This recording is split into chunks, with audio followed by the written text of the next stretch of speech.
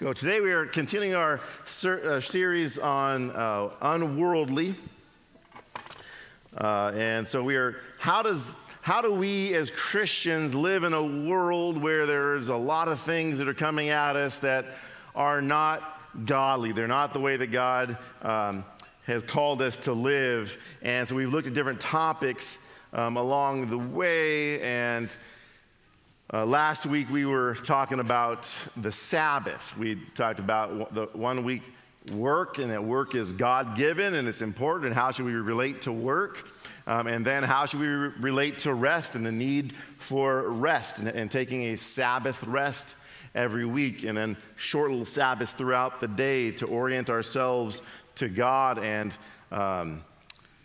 this week Brenda Sechrist sent me a quote too late, for last week's sermon, thanks, but it was really good, so I had to say it, relating to last week's message. It was, when work is an idol, rest will feel like a sin. This is by Gunnar Gunderson. When work is an idol, like we just love our work and we live for work and such, and it's become an idol in our lives, rest will feel like a sin. Rest is not a sin. Rest is a gift from God. It's a great, powerful quote, so I wanted to share that with you. When work is an idol, rest will feel like sin. Today, we are continuing with the series and talking about media, and how should we relate to media in a fallen world. And then next week, we're going to talk about science, and how should we relate to science. And then in the last week of the series is going to be on life and death issues, particularly abortion. So, yeah, it's because, it hasn't been controversial enough just talking about some of these things, parenting and such. Okay, what is media? When we talk about media, what do we mean is we're saying we're talking about media today. Media is the means of communication, right? It's just how we get communication out there, how we talk to somebody. And typically when we're talking about media, we're talking about mass media, means of communication, kind of that's broad. And so this would include television. So whatever we're talking today applies to television, movies, radio, if you still listen to the radio. In our cars, we can do that. Social media like Facebook, Instagram, TikTok, all that kind of stuff. Video games, screen time, all of that's kind of what we're dealing with today. And we're going to look at three areas when considering how healthy is our relationship to media. Personally, how healthy is my relationship with media? And so we're going to look at three different areas. Let me pray as we get into that. Lord God, I ask that you would speak to us today. What is it you have to say to us? I know we all fall short in this area. And so what is it that we need to change to bring more glory and honor to you, to live healthy lives, not to be eating candy all the time? We ask in Jesus' name, amen. All right, the first first area that we're going to look at is presence. Presence. Because media is oftentimes a distraction from being present. It prevents us from being in the moment. And it is so important that we are in the moment. We talked about this a little bit with parenting. As parents, set your cell phone down and pay attention to your kids, be with your kids.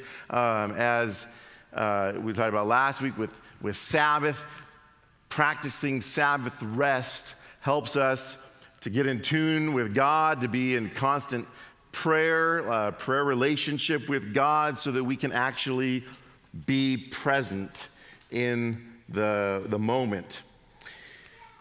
Do you know it's estimated that kids and teens between the ages of 8 to 28, okay, so kids from 8 to 28 on average, spend about 44.5 hours each week in front of digital screens. Each week, 44.5 hours. That is over 6 hours a day on average. That's average, okay? Because another study said a full 21% of youth, okay, 1 out of every 5 young people, are defined as heavy media users who spend more than 16 hours a day on social media and media, like video games, screen time kind of stuff. Another 63% are defined as moderate users who use media 3 to 16 hours a day. Moderate, 3 to 16 hours a day. So in all, most of our youth, that would be, if you add that up, 84% of the youth are spending at least 3 hours a day, all the way up to 16 hours a day on screen time stuff, on media, TV and such. About 23% of kids and teens have reported that they actually feel as if they have an addiction to video games. 1 out of every 5 kids admits that they actually have an addiction to video games, which breaks down that's 31% male, so 1 out of every 3 males has an addiction to video games, and 13% of females. This is a problem. I mean, obviously, I shouldn't have to tell you. I don't think I have to tell you that. It's a problem. I mean, you hear those numbers, and you're like, okay, there's a problem here. We need to do something about this.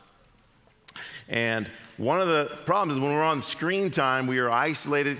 Even when you're on video games, you're still, you're interacting with people, virtually and stuff like that, but it's not a real relationship. We need to have real face-to-face relationships.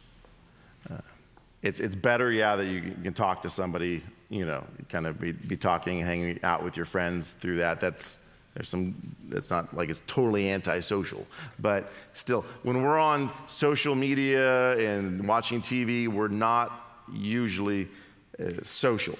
We need to develop this presence of being with people, and we have a culture that it does not know how to be present with people. Some of this comes from just learning to have a heart like God has, that loves people.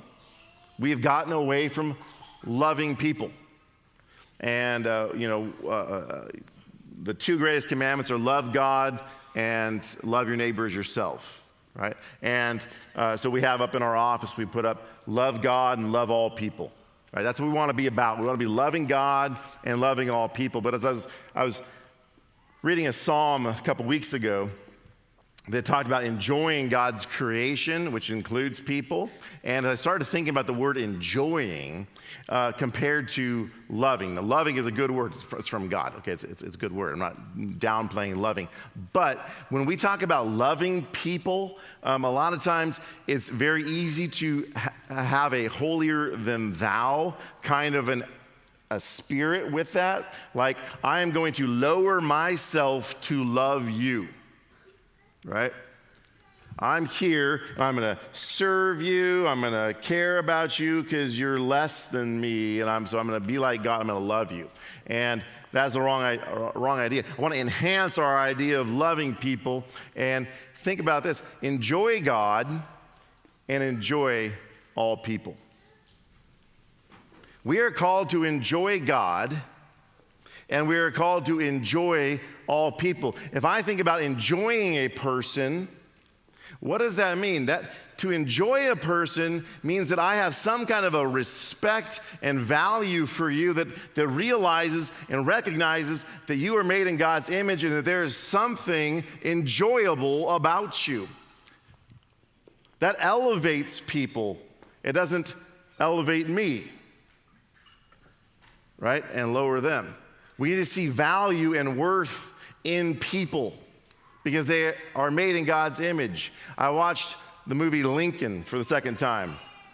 Great movie. And Lincoln, he was a guy that valued people and spent time with people. And, there was one scene in the movie where they're in the middle of the war, horrible stuff's going on, and he's just down there with two telegraph operators, these young men, and that are just sending messages for him. And then he says, "What's your guys' names?"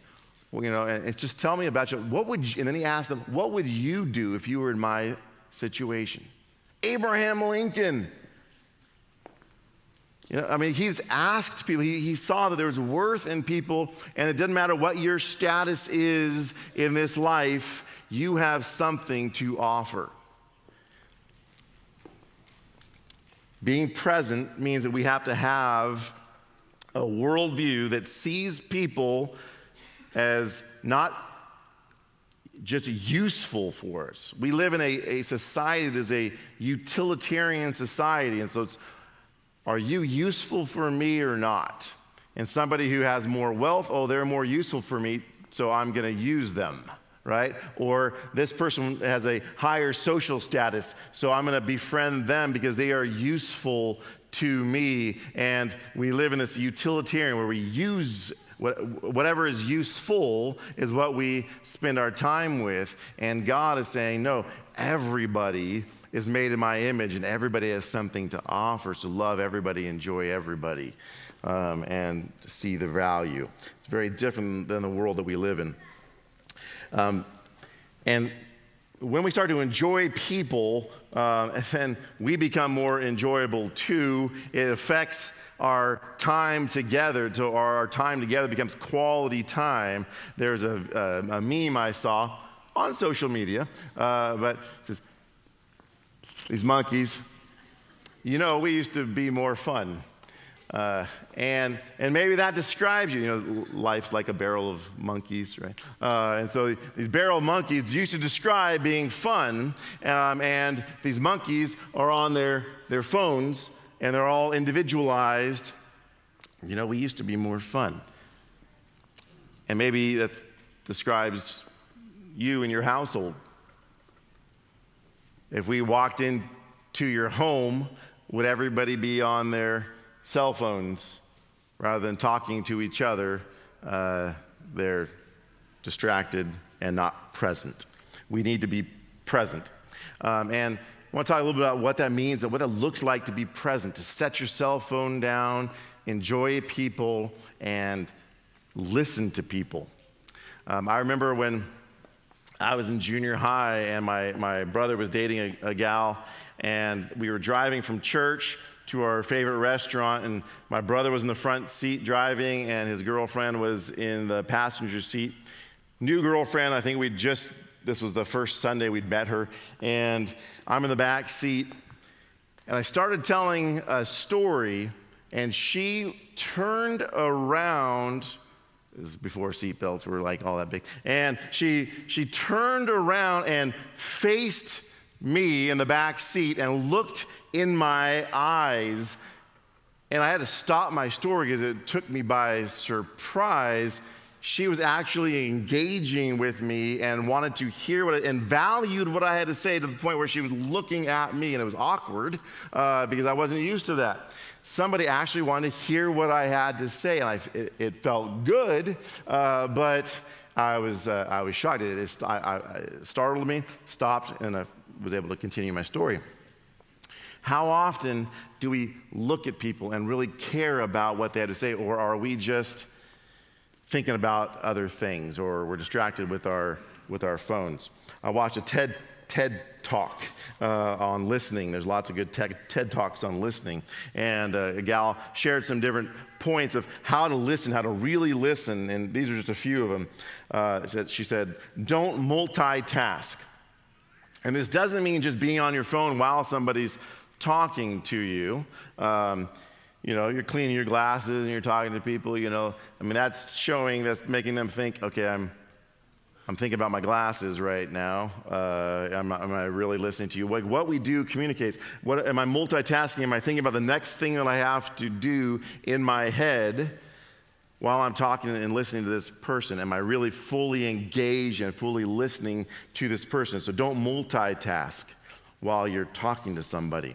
Don't pontificate, meaning don't try and make yourself look better. The point of the conversation is not to present yourself better to that person, but to listen to what they have to say. And true listening requires setting aside yourself and engaging with the other person, listening to them. Use open-ended questions. Ask questions that allow them to share more, to tell more what they're wanting to say.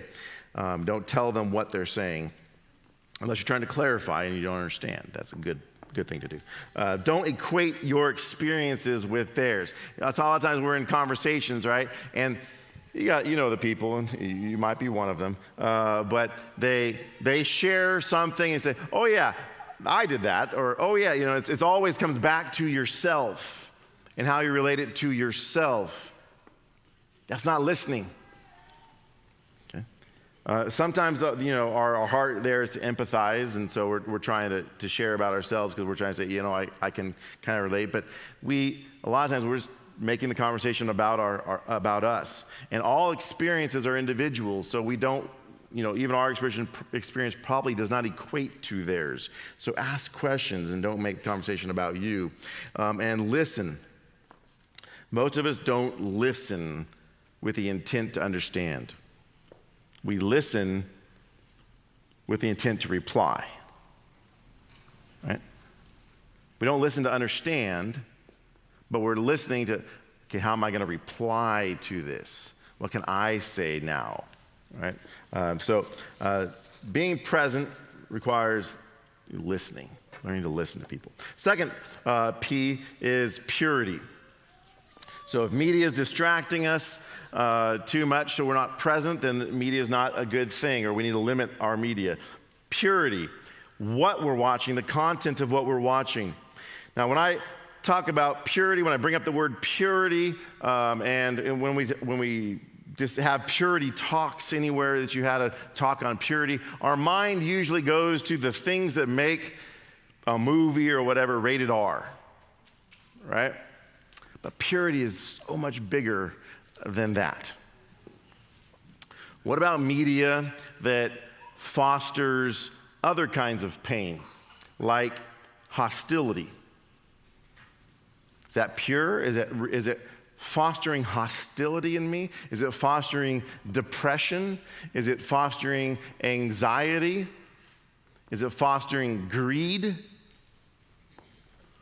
Discontentment? Like I'm not happy with what I have because I'm looking on Facebook at everybody else's lives and the things that they have and the things that they're getting. So now I'm discontent or I'm jealous. Purity. God doesn't want those things in our lives, and media is so often drawing us into feelings like that bring pain. It's not how God created us.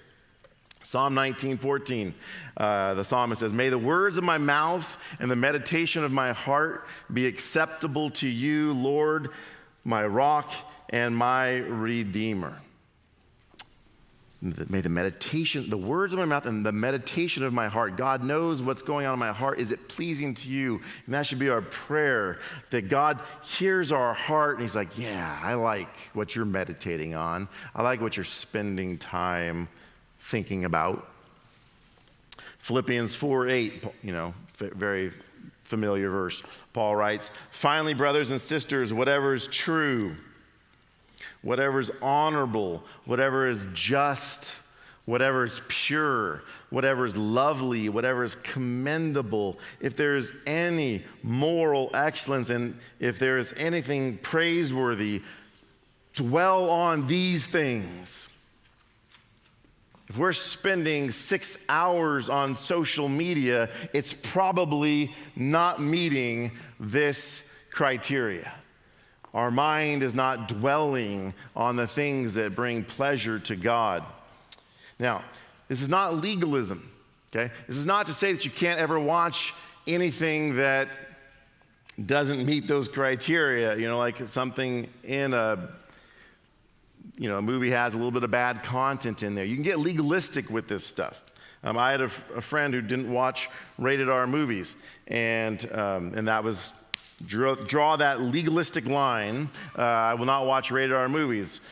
Heart's right, but it becomes legalism when you're watching PG-13 movies that are worse than some of the R movies. But that's okay because it's not rated R. Now it's legalism because you developed a law, and it's all about keeping and maintaining a law. It's not about purity. And there was a time, we wanted to watch a movie and it was rated R, and it was rated R because of one scene that had one bad word in it, and that gave it this. I'd seen the movie before, and I said, it's not bad. It's a good movie, and this person would not watch the movie because it's rated R. And then they told me later, they were going to watch this other movie. I'm like, you're watching that? That's way worse, but it's PG-13 than the movie that we were trying to watch. You can get legalistic with these things. And legalism, is trying to earn favor with God by performing, right? Like if I do this and this and this, then God will love me. And the church has to get away from legalism. I'm not talking about purity as a way to earn favor with God. That is unhealthy. Our focus becomes on the law rather than the relationship with God. And God loves you. He wants the best for your life and for you to be the best that you can be. And that means for you and for his kingdom. We are called to be sanctified vessels that God has made holy and useful for his service. So think of it like this. Why does a parent give rules to his kids or her kids?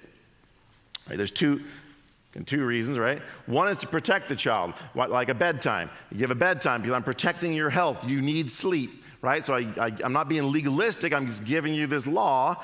This is when you need to be in bed because I know that you're going to have a better day the next day. And God gives us laws, gives us things to follow, like what we should have our minds set on because he knows that is going to make us a better person. He designed us. A parent might also give certain rules because it aligns with who they are, like not using your outdoor voice inside. It's because maybe you like peace and quiet in your home. Some parents don't, right? They like the noise and they like the chaos, and that's who they are, so that's not a rule for them. That's okay, You need to have the rules that work for you in your home. So in the same way, God gives us laws because they align with who he is. And so we should follow them because we are made in his image, and also because they create the best life possible for us because he knows how best we live. You will be less productive and encounter more inner turmoil if you let your mind dwell on impure things.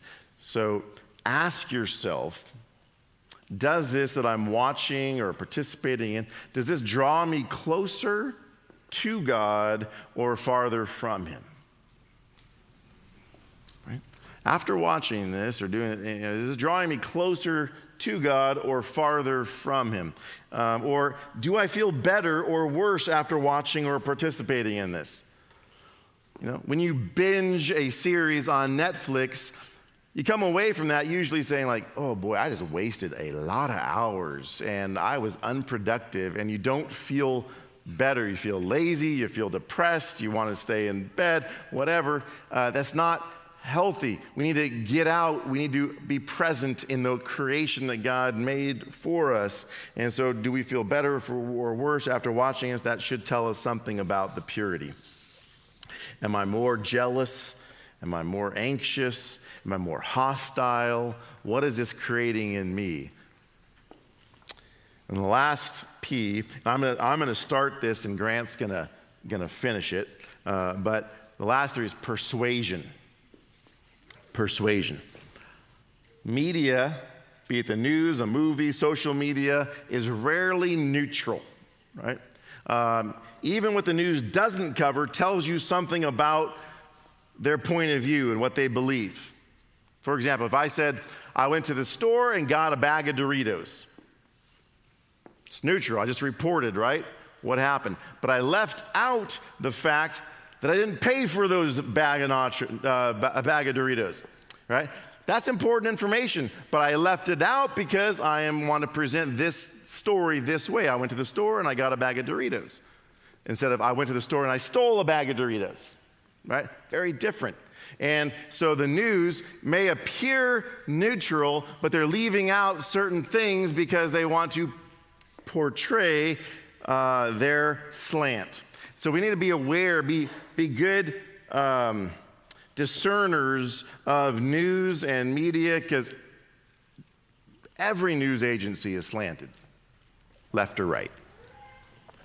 Okay?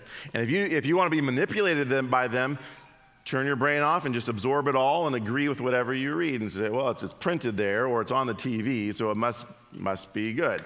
And you'll be persuaded. You'll be tossed here and there by every wave of doctrine and anything that anybody else believes. You'll be putty in their hands.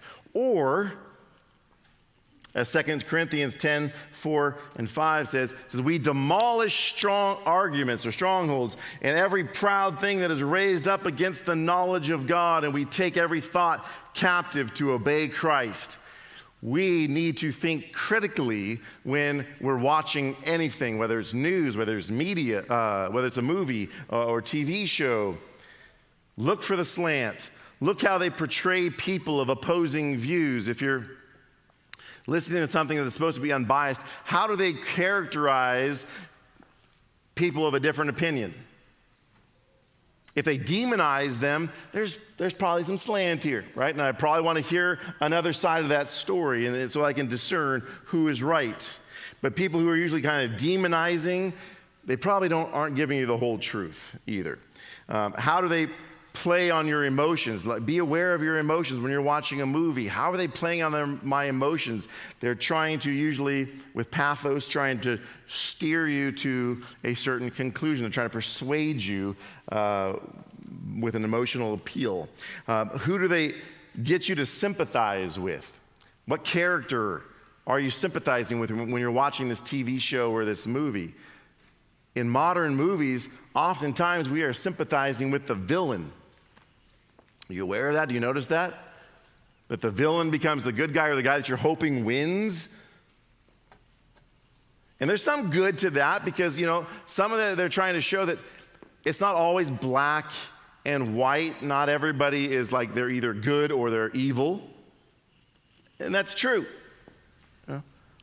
But they're also really trying to make us believe that there is no truth and there is no morality out there. It's all gray. And you just have to hear somebody's backstory, and then you'll sympathize with them, and then it's really not so bad. There are no bad guys. These are the worldviews that are being presented to us in the media and the movies that we watch, and we need to be cautious. We need to demolish strongholds and every proud thing that is raised up against the knowledge of God. Take every thought captive to obey Christ. And be careful of conspiracy theories, especially if you're on Facebook and stuff like that. People who, everything's a conspiracy theory, just be aware of that. There are very few actual conspiracy theories that are true, okay? Investigate them. If it sounds like fear-mongering, like, oh, look at what the Democrats are trying to do to you, or oh, look at what the Republicans are trying to do, they're fear-mongering because they're not telling you the whole truth. Okay? Like the latest one was that Republicans are trying to starve babies by not voting for a bill that gives formula for babies. There's more to it than that, right? It's not simply, when they say, well, this party voted for this bill or did not vote for this bill, there's more to why they don't vote for something, right? It's usually because of other stuff that's added to it or because of what it's actually going to accomplish or what they feel like it's going to accomplish. And then lastly, if it's someone's picture with a quote, check it out. Just put the quote into a Google search, and you can find out if the person actually said it. This one, I've been preparing for this. I looked on Facebook after the shooting this week. Clint Eastwood. The problem is not guns, it's hearts without God, homes without discipline, schools without prayer, and courtrooms without justice. Clint Eastwood never said that. Okay? Just because somebody puts a picture on social media with a quote does not mean the person actually said that. And this is oftentimes used. All you got to do is take part of that quote, put it in your Google search, and it will tell you that, fact check, this is not actually true. And then, this one, Lincoln said, the problem with quotes found on the internet is that they are often not true. Lincoln warned us, okay?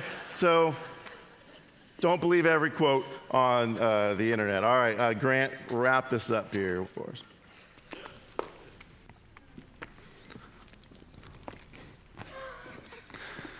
So I'm supposed to keep this part to like 5 minutes. I'll try. I usually ramble, so bear with me.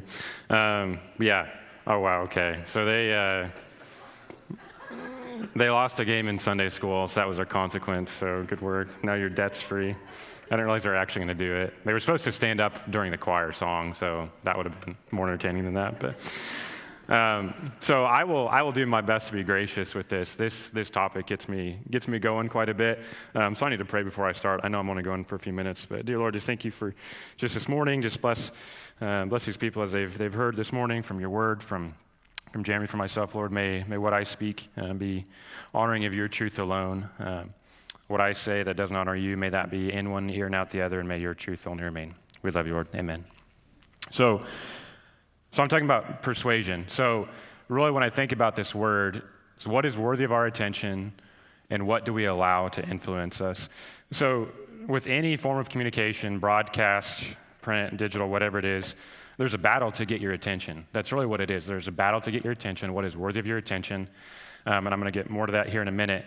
But really, it's to get control over what influences you. So if someone can get you to be addicted to X, Y, Z, whatever, that battle, they've won that. They've put you in a spot where you are so heart into whatever it is, and they have your attention, and they can do other things with your life because of that. So one thing I think of when I think of media in general, and this is more social media, phones. I don't even remember where I was living. It's about 5 years ago, wherever I was 5 years ago, so I wasn't here. But I was at a Buffalo Wild Wings, and there was a family, and they were sitting about 20 feet away from me, and this just like broke my heart. It's a mom, a dad, 3 or 4 elementary school age children, and then a baby.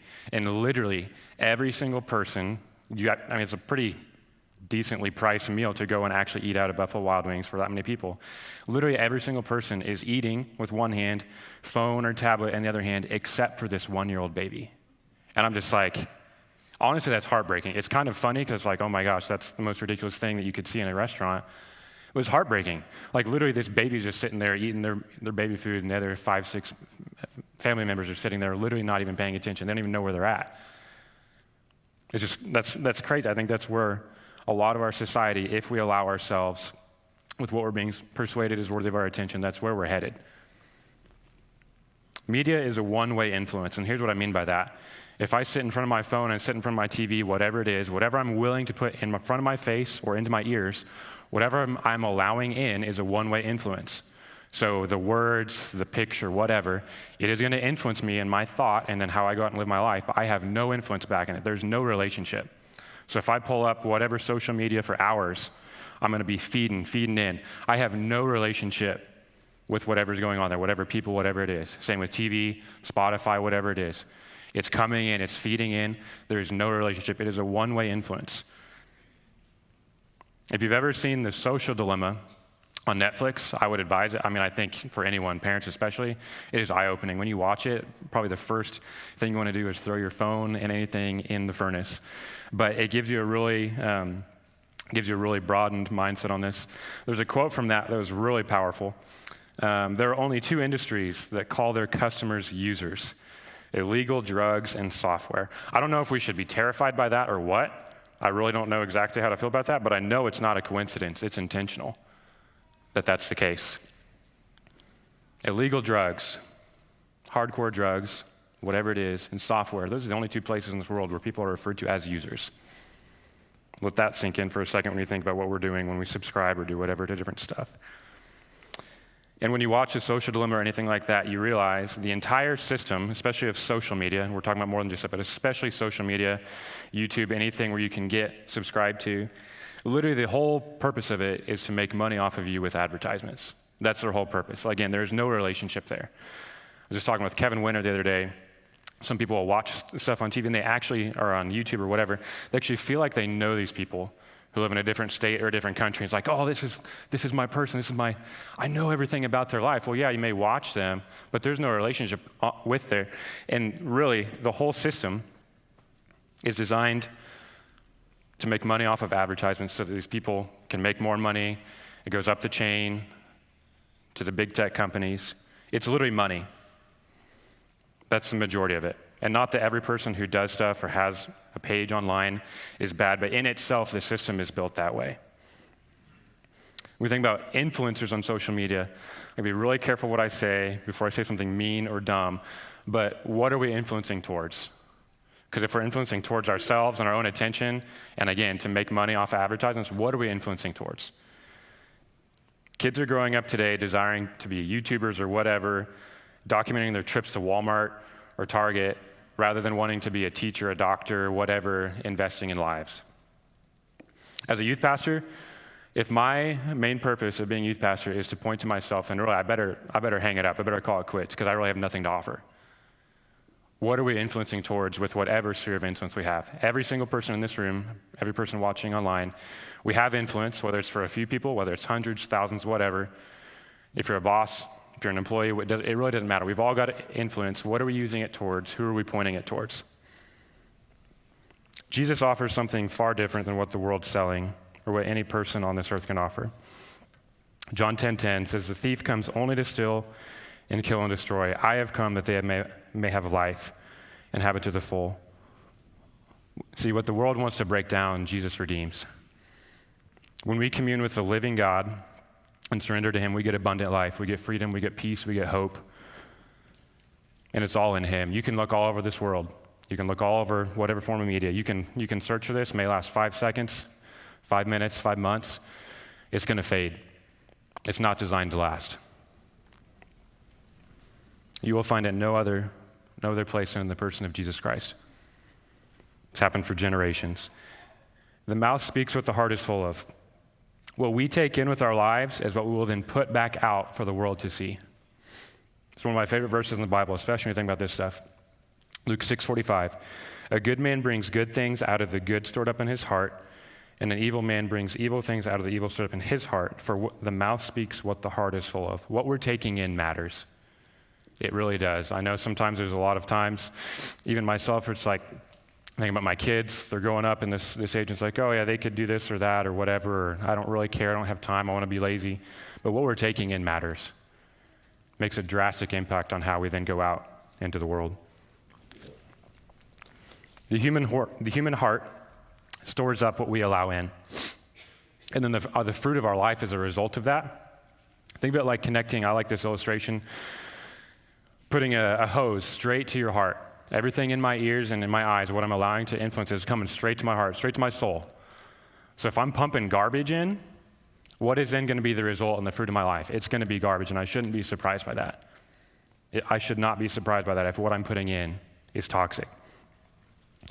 As a teen, I was so broken because of mainly the words that would come to my mouth. I had a nasty potty mouth. I mean, it was terrible.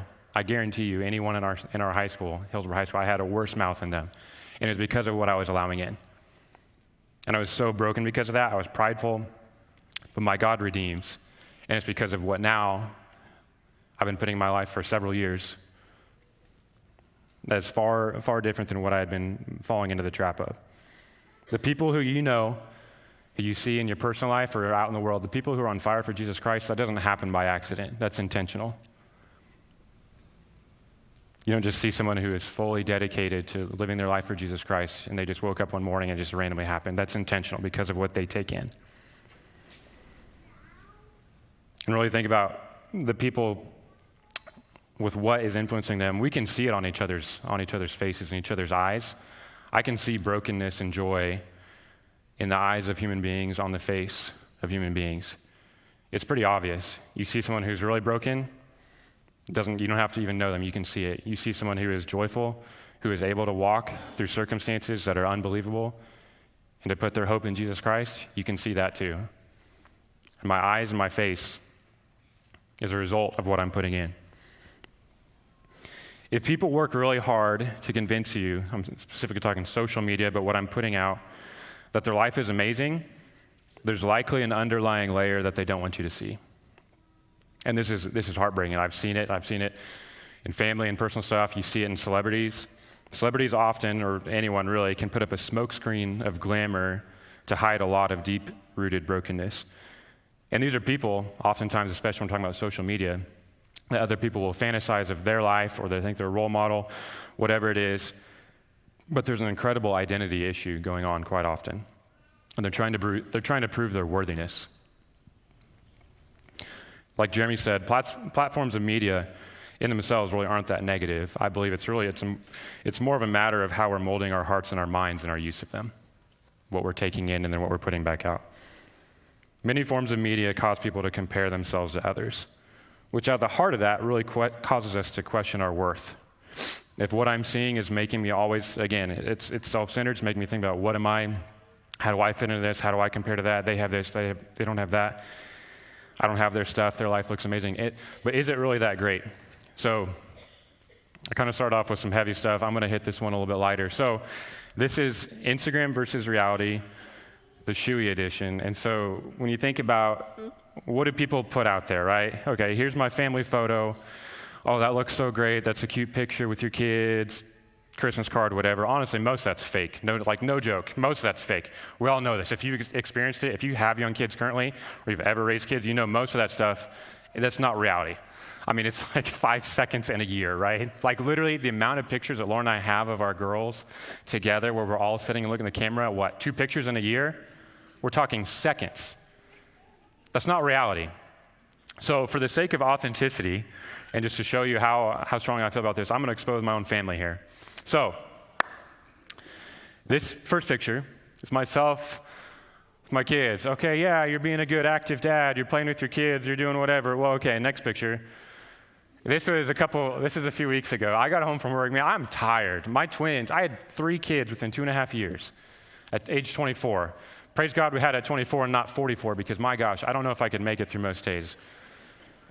But I came home and I was like, Lord, I'm tired, man. Like, I needed to just lay down, and she's gracious with me. I mean, she's had her own busy day. Okay, who sleeps like that? Like, that's a really weird posture to sleep like.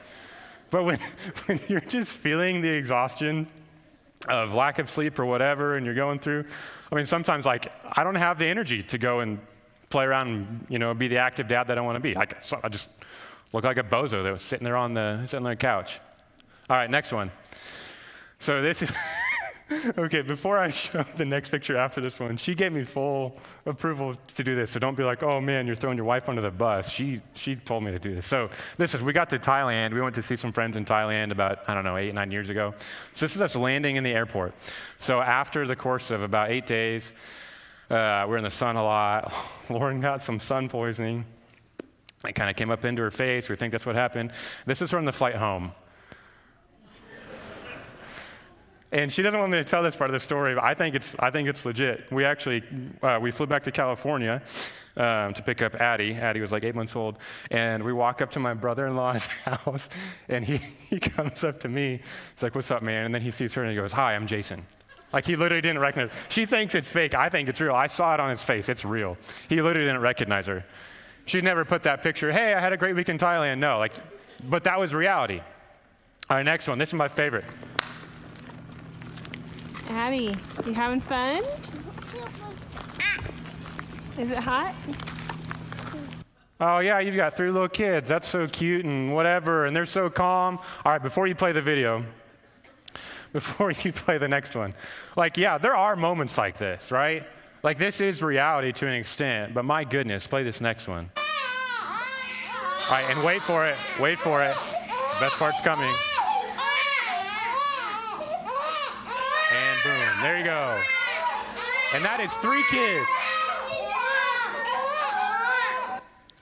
So yeah, we had our nice little 10-minute walk. And yeah, it was really cute to get a calm picture, but my goodness, for at least 9 months. Where's Aaliyah Ediger? Yeah, you're about to have twins. You are, as a church, we need to support that family because my goodness. It is no joke. When you have a 2-year-old that wants her own attention and you got crying twins and Oh, it's nuts. I mean, it is wild. I would go back and do it again because I've learned a lot now, but my goodness, it was wild. But when I think about the realities of life, a lot of what I think about is how desperately we need Jesus, because in those reality moments, yeah, we're not showing that to the world. We're not throwing that out and say, hey, look at this is awesome, this is amazing. No, we're not doing that. We're underlying that because we want to throw this other stuff out there for everyone to see. And I just encourage, just be real. I mean, I know not everyone's going to stand up on the stage and throw their family on the bus like I did, but seriously, just be real with what we're putting out there. We don't need to put a face on to impress. We need to put on the armor of God. There's a battle going on. I see it every day. We can't do it on our own. We're not meant to. Last few things here. There's a tweet I saw from Shane Pruitt. He's a pastor in Texas. It's really powerful when you think about just what we're putting out there. Social media, specifically, is proof that a lot of Christians don't have a problem with boldness. Often we are just bold about lesser important things. Be bold about sharing the gospel with people. That is what will change hearts, lives, and communities. Yeah, you look around there and people are very quick to reply, comment, whatever, put stuff out there. And there's a lot of passion with that, but what does that passion point to? And why are you being bold about that specifically? Are we actually doing that same fervor towards this world, knowing who Jesus Christ is and actually impacting our community because of that? So a couple questions to ponder. How are we allowing media to influence us? What are we letting in the front door of our lives? There's a lot of things in this world you wouldn't willingly allow into your front door. So with media, what's in front of your eyes, in your ears, what are you allowing in? How are we allowing it to influence us? And then with what influence we do have with whatever we're using, how are we then using that to influence others? Two quick ways to actually think about. I've tried to leave you with some positives here, not just because I feel like I could go for a long time and it wouldn't be a very uplifting talk on this topic specifically, but here's a couple quick ways to use media to positively influence. Check your heart. Where's the spotlight? Is it on ourselves? Is it on the glamour of the world? Or is it on the Savior of the world? And then two, I think this one, not just in media, but every aspect of life. If you can encourage, do it. Just build others up. There's enough negativity out there already. We don't need to add more to it. Look around for 5 seconds and you'll see negativity. Don't fall into that. We got to add to it. We got to add encouragement into the world. So thinking on that aspect of just quick encouragement and what that can do. So when I lived in San Diego, we'd take Addie to the park about twice a week, and there was this guy that worked there. He was a retired pastor, and got to know him. And one time we chatted all the time, and it was really cool, just this park attendant. And one time he just said, hey man, do you do any writing? I was like, well, that's a really weird question for you to ask. You don't know that. But yeah, at one point in high school and college, I thought I was going to be a writer, and written some Devo books and written a bunch of creative writing pieces. And I hadn't really done this spoken word stuff yet, but I'd kind of dabbled with it. I'd wanted to write a book and kind of put that off. Maybe I'll get to that next year too. But anyways, but just simple encouragement. And that was probably a month before I really started getting into this spoken word stuff. So this may not have been written if it wasn't for the park attendant in San Diego. So just quick encouragement make a lot of difference. And as I was writing it, I was thinking about Galatians 1:10. Am I now trying to win the approval of human beings or of God, or am I trying to please people? If I were still trying to please people, I would not be a servant of Christ. A lot of what's out there in media is people striving to be worthy of attention, approval, opinions of others, or whatever it may be. But that stuff doesn't last and never will. So as I read this, the words on the screen, you can follow along if you want. You can close your eyes, whatever you want to do. I pray that the words encourage you and that you fix your gaze upon Jesus where your worth actually is. I can look at others and compare myself 1 to 10, but that's not worth a dime. Here's how to discover yourself. Here's what you should go chasing after. But what if it never comes? Or even if it does, what if it leaves the soul just as empty as before? I don't need to spend time looking for an answer in myself that can't be found. Our hearts ache to be known, to be loved, to be found worthy. But Jesus, you found us, you met us in our sin. Even for a prodigal, you stand at the door and welcome us in. What's lost not only can be found, but already has been. You didn't wait until we would figure it out. And figure out what? We're the created and you're the creator. The only figuring we can attempt is how you would display such grace. And we don't deserve it. We don't deserve you, Jesus. When the world gives condemnation, you give grace. When sin thought it had a hold, you stood in my place. When my faith will falter, that doesn't change what you've done. When I look around and think I need to level up to what the world says will satisfy, what for? You've already given up your life so that mine could have worth. You don't measure our worth compared to the voices that want to shout and tear down. You say we are worthy, so we are. Because your authority is true. When what I fill my ears with tells me I'm not enough, you still say that I am. And I can chase after accomplishment and success, but that only lasts a moment. It comes and goes like the wind and the waves. What I'm worthy of is death, but instead you paid for it. You see me, and you know me, and you love me through and through. Through the failure and where I don't measure up, I can strive with all of my life, and you're still the only one who can fill my cup. You renew us again and again. Your grace and mercy forevermore usher us in. You drown out the voices of fear and shame and doubt. They aren't worth it, so Lord, may we only seek your voice, your word, your truth. Our worth is in you because you are worth it. And Jesus, as we think about all the ways that this world wants to throw things at us, the influences that have been, are, and continue to be in our lives, Lord, there's a lot that we can allow in. But Lord, what are we allowing in that fills our cup, that points us to you, that doesn't point us to ourselves, that doesn't point us to the world, Lord? There's so many things that we can pop in there that's just brokenness, Lord. And we know it's not going to fix our aching souls, our aching hearts for you. You are the only one who can satisfy. So just as we think about individually and collectively, just with what we've got before us, this world is desperate for you, Jesus. There's not anything that I think about in my family, in this church, in this congregation's future, where we're able to figure it out on our own. We're able to fill ourselves up enough because of what we're taking in, because of the influences around us, Lord. We need you more than anything else. We need you now more than ever, Jesus. So would you fill us up? Would you be the one that even in these moments where we're not filling up ourselves up completely with you, Jesus, would you fill in the gaps? Would you step in where we need you desperately? And would you give us the courage and the boldness to encourage each other with that, to hold each other accountable, to build each other up, to be your church, to be your body, Jesus? We love you, Lord. Amen.